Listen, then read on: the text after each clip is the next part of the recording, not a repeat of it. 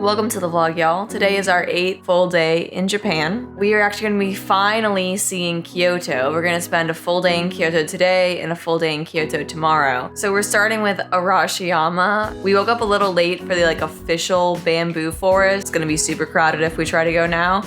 While we fully intended to make a vlog about Arashiyama, this day evolved into something else entirely. We wouldn't recommend visiting Kyoto in the summer. The days that we spent in Kyoto and Osaka had high temperatures of 99 to 100 degrees Fahrenheit, and with the humidity over 70%, the heat index or effective temperature was between 105 and 120 degrees Fahrenheit. At the same time, Kyoto's facing an over-tourism crisis so bad that you can't even walk freely through some streets and monuments. So instead of spending the whole day in Arashiyama, this became the story of how we beat the heat in Kurama and Kibune in the mountains around Kyoto, and how we beat the crowds at Fushimi Inari by going at night, along with all the mistakes and surprises we encountered along the way. Now back to the video.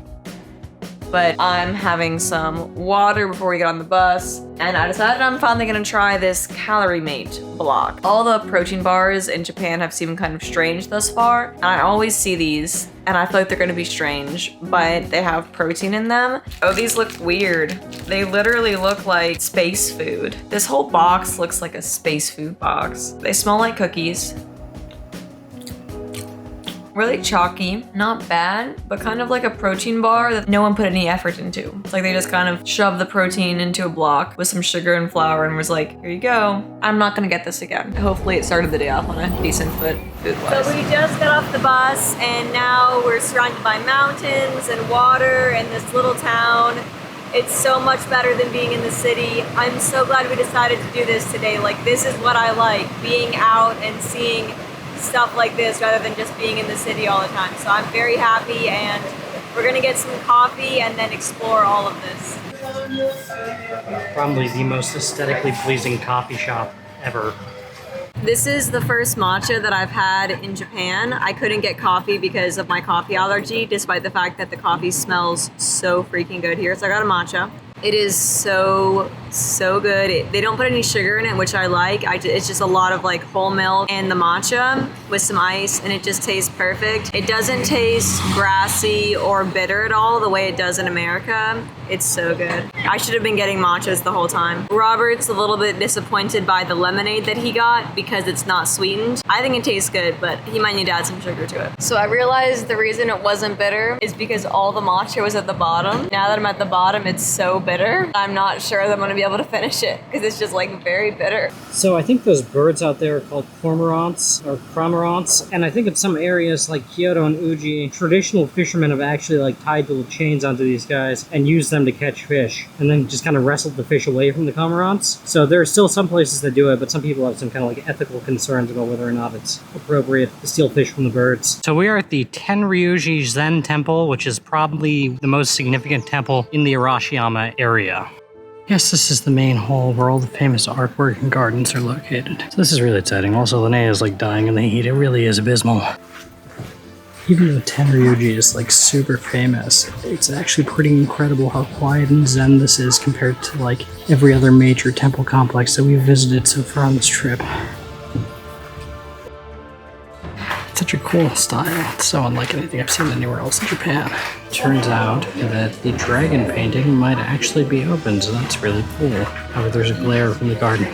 This is the start of the river outside.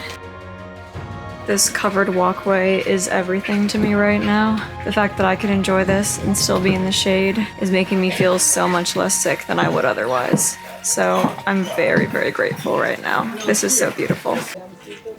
After exploring the art of Tenryu-ji Temple, we took a shortcut through the rock garden to go to the back entrance of the Arashiyama bamboo grove, where we were very quickly underwhelmed. It's nice and cool in here, which is good. As I had predicted, the bamboo garden was very crowded when we got there, and it was very hot. I was tired from walking around the Zen garden, so I didn't enjoy the bamboo garden much. I just tried to get through it without bumping into anyone.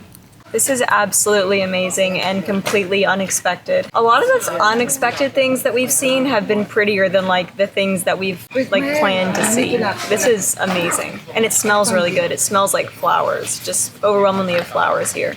I accidentally filmed all of this in slow-mo, but honestly, that is how we felt after spending the morning in Arashiyama. We felt so heat sick that we were moving in slow-mo, both of us. And we were just so glad to be in the train station, to be in air conditioning, and we were ready to get out of the sun. So there was more stuff that we wanted to do in Arashiyama, but we decided to travel to the mountains instead and go for a hike. So I've been trying to find water, and you know it's a hot day when every vending machine is sold out of water. Yeah, this country has a war on hydration. We've gone to several vending machines at like every public transport we've been to, and I have not been able to find water, so I'm glad I drank that tea, I guess.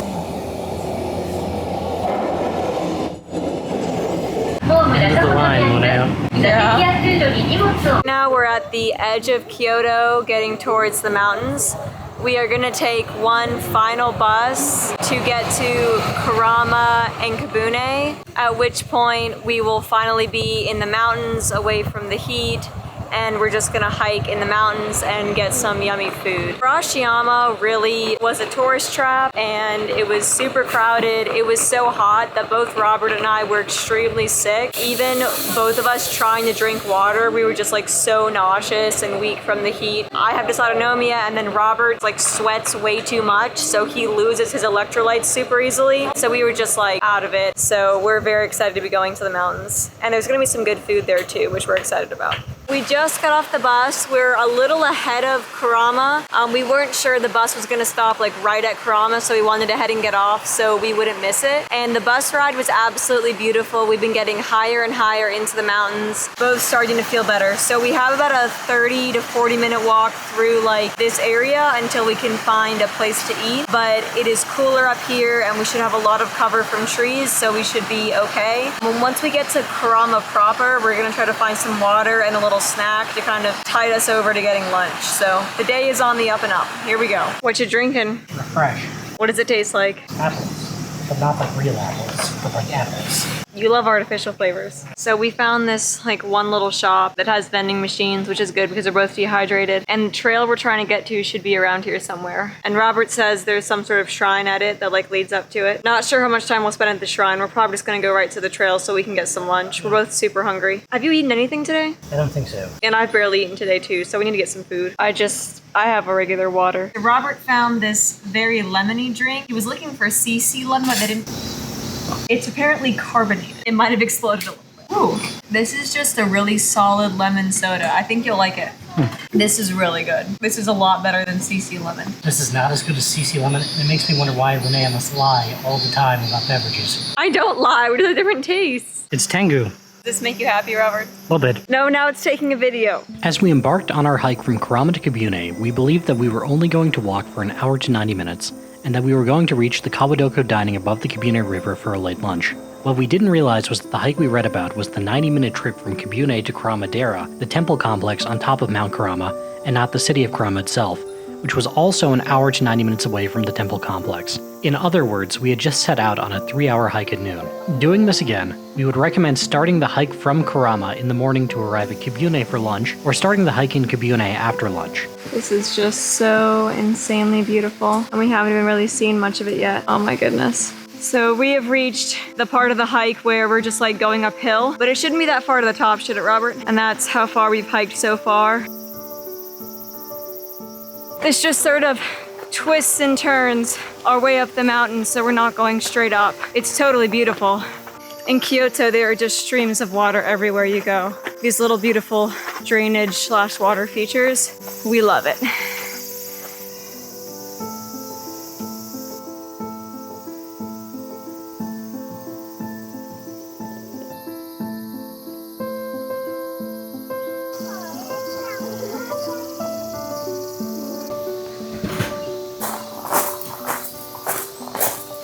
You got us waters? Yeah, there's like a restaurant lunch. Are those both for you? Is one for me? One's for you. You got me the water? Thanks, babe. You're a real homie. Yeah, I am. This vending machine is giving us life right now. We're still a little far from the food. I believe that we have reached the top. Hopefully, because this is getting very steep. The head temple on Mount Kurama was admittedly very simple compared to many others we had visited in Tokyo and on Miyajima Island. However, the hike up, surrounded by the scenery of the Kyoto Mountains and guided by the many lanterns, more than made up for the somewhat lackluster complex on top of the mountain. There were 40 shrines going down the mountain that were numbered, so it thankfully gave us a better sense of progress than we had going up Mount Kurama. So, this hike is a lot more intense than we expected. We've gone up a lot of stairs, and we're not sure when it will come to the end. I'm coming. My legs are burning. Whoa, there's more roots up here than I thought.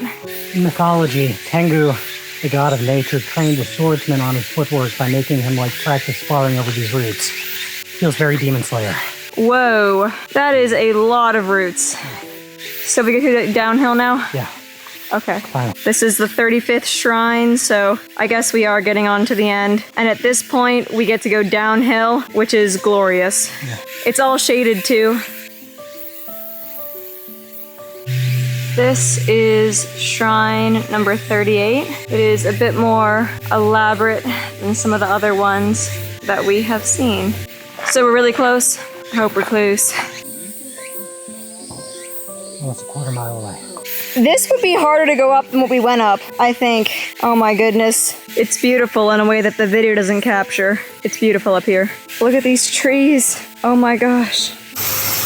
The river is finally in view. We are finally making it. This has felt like the hike that would never end. Oh my gosh. Oh my gosh. We made it. After all of this, we made it. There is food. There is a river. This is a journey. This is not a vacation, this is a journey. This is beautiful. I cannot believe we made it here. Oh my gosh. It felt like we would never get here. No, no, no. This place is completely beautiful and the river running through it is amazing, but finding food is very difficult because a lot of these places won't serve non-locals and or are very, very expensive and only take cash. So, it's a struggle. It's beautiful to be here though. It's just we need to find food. This is the river running through the whole place and all these restaurants are along the river. I guess we're just getting some dessert and not getting actual food. So that's where we're at with it at this point. How do you feel? Fresh. Well, we're having our dessert by the river, so we made it. So I have hot tea, Robert has cola, and we have 2 no-bake cheesecakes. And we are eating them by the river, so I guess we made it. This tastes like a block of sour cream. Do you like it, Robert? I think cheesecake needs to be baked to be good. I lost my umbrella. That officially brings the number of umbrellas that I've lost on this trip up to 2. Umbrella expenses are adding up. This is a very scenic platform.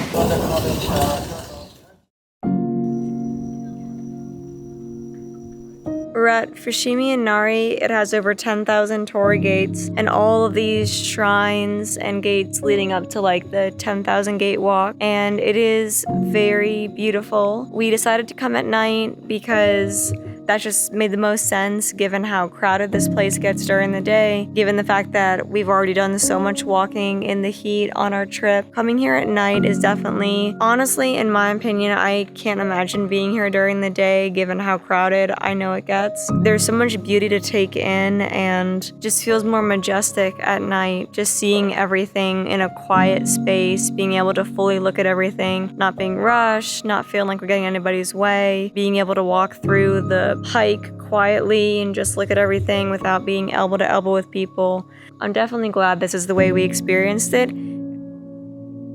There are a lot of these little offshoots to the trail that aren't really on the map. It's kind of pretty and it's fun to find little things that you weren't expecting. That stone one's kind of weird. I mean, it seems much more permanent than the others, and my understanding is that all the other gates were purchased by private individuals or companies as acts of charity to the shrine, and they're replaced periodically, whereas this seems very permanent. I'm definitely glad this is the way we experienced it, except for one thing, which is that the further we went on the hike, the more kind of creeped out I got. I have a little bit of a fear of the dark, and it's not really so bad near all these big shrines that are out in the the open and all the lights and stuff, but even though the hike is illuminated, there are parts of it that get a little dark, and I just started to get really creeped out and just freaked out by the fact that we were around all these shrines and it was dark, and there are all these dark paths that offshoot from the main walk, and the dark paths kind of look really creepy at night, and there are all these black cats around, and yeah, I guess my superstitions got to me, so we didn't do the full walk. We walked a mile through it maybe. We really enjoyed it, but we didn't do the whole walk because I got creeped out. We didn't go to the part where it starts to go steeply uphill. We went up like one of the staircases or a couple of them, but we didn't get to the part where it gets super hikey. So yeah, we're just heading back now. Really, really good experience. More beautiful than I thought it would be. I didn't expect, I expected walking through all the gates to be beautiful, but I didn't expect all these lovely shrines and all the architecture around it. It's just very lovely. Highly recommend coming at night. Who will be the next hero? Is it you? Definitely not me.